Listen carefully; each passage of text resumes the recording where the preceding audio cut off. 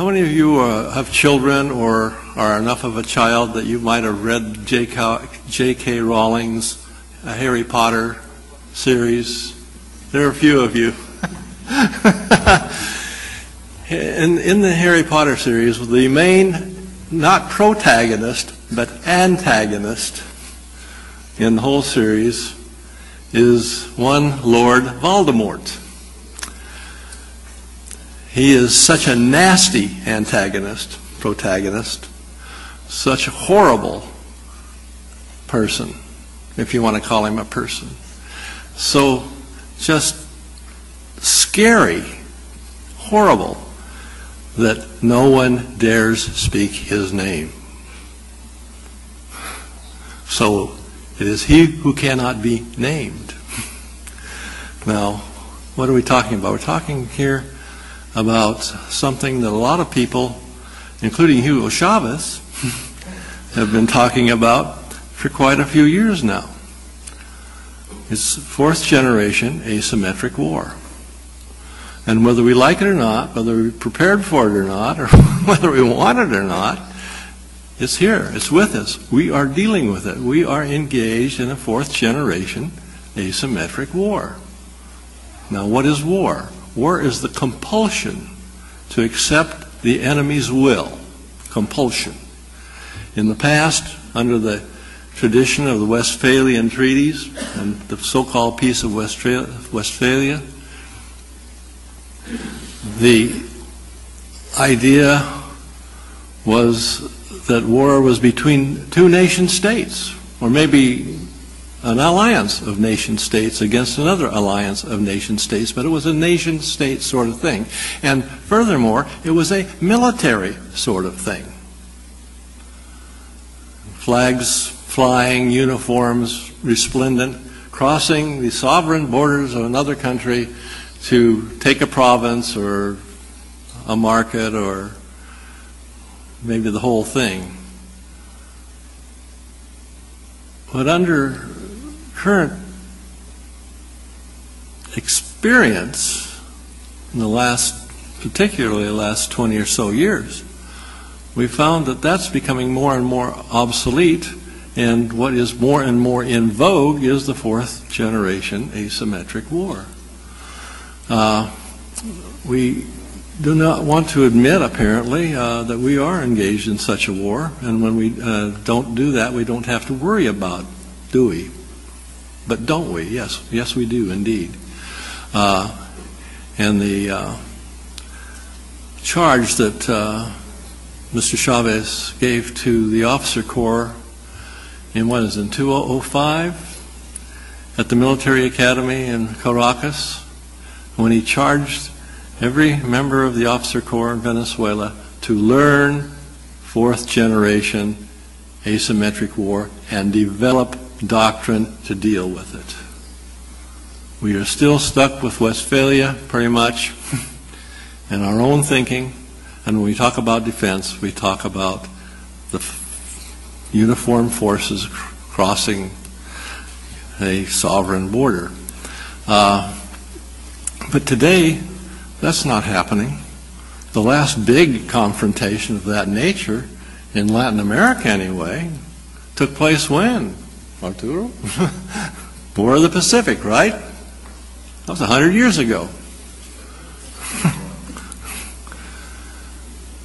But we have been engaged, whether we want to admit it or not, whether we like it or not, in a problem of fourth generation asymmetric war. What's the objective of fourth generation asymmetric war? It's not to crush another military organization or to destroy a nation's capability of fielding a military force abroad. The objective is to wear down, slowly but surely, the will of the targeted country for the purposes of, say that again? Gaining influence. And eventually, beyond gaining influence, and probably more, not just eventually, but in reality, the real objective is to compel that enemy to your will. And whether that type of war is as bloody as traditional shock and awe or whatever, whether it's not as bloody as the World War II was, or Korean War was, or some of the other wars that we've all been engaged in were, the fact is that compulsion, whether it's more benign or not, is still compulsion. And something we ought to give some thought to. Now then, our objective is to control or strangely come to the point of influencing another enemy or entity to your will. The common denominator in all this is a thing we call destabilization. We don't run uniformed forces across borders anymore, or not very often anymore anyway. And military forces are not uniformed. They're not all male. They're also female. They're not all adult. They're also children. And we've got to understand these things, and we've got to deal with them. And the only way we can deal with them effectively is because, since they are transnational problems, what kind of solutions do we need? Ta-da! Transnational solutions. And Ambassador Naudi has suggested not only that we go that direction, but we take another step further. We have to use brain power. Brain power is the main weapon in this context. Brain power. Smart power. It's not firepower. What took down the Berlin Wall? Tanks, artillery, airplanes? No, the German Deutschmark. Ta-da!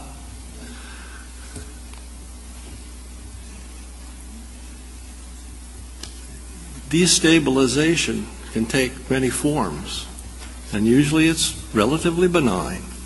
But again, we have the problem of compulsion. And it compulses us to where, and what happened is the idea of the creation of a failing state. That's the other word that we dare not speak. War and failing state. We don't want to use the term because we maybe are politically correct enough so that we don't want to offend anybody. But the fact is that in some of these states we've been talking about in Central America and elsewhere, a good portion of the country is not controlled by the state. And that's a definition of sovereignty, a definition beyond what has been talked about here. Sovereignty is the control of the territory and the people of a given recognized political entity. If the state doesn't control all of its territory, the question is who does? We use the term ungoverned territory quite often. We've sophisticated that a tad, and now we're calling it alternately governed territory. But the point is, it's not the state that's doing this. It's non-state groups, belligerent, violent, and kind of nasty like Lord Voldemort. And over a period of time, you create a failed state. And then you can, with that, you can step in and take control of that state. Not only take control of it, but go a little beyond, perhaps. And then what happens to the state? It just doesn't wither away. It still exists. Somebody's going to have to take care of it if nobody comes in and takes control of it and runs away with it. Haiti comes to mind. letting Haiti fail has been a terribly expensive process for the West. Other countries have been known to become criminal states. New people's republics. In a situation like this, it's the last man standing, no matter how badly he's been beaten, the last man standing is the victor. And it's a little dicey, and I know that there may be some problems with this. I'm taking too much, not enough time, but too much in any case. But here, a couple of words for our vocabulary for the next while. War is compulsion, whether it's non-lethal or if it is lethal as what we've known in the past. The other word is failed state or failing state. It's not an event, it's a process. And if you do it slowly and quietly enough, people will go to sleep, in the words of one of my favorite philosophers, Hugo Chavez. If you do this well enough, long enough, slowly enough, benignly enough, your enemy will wake up dead.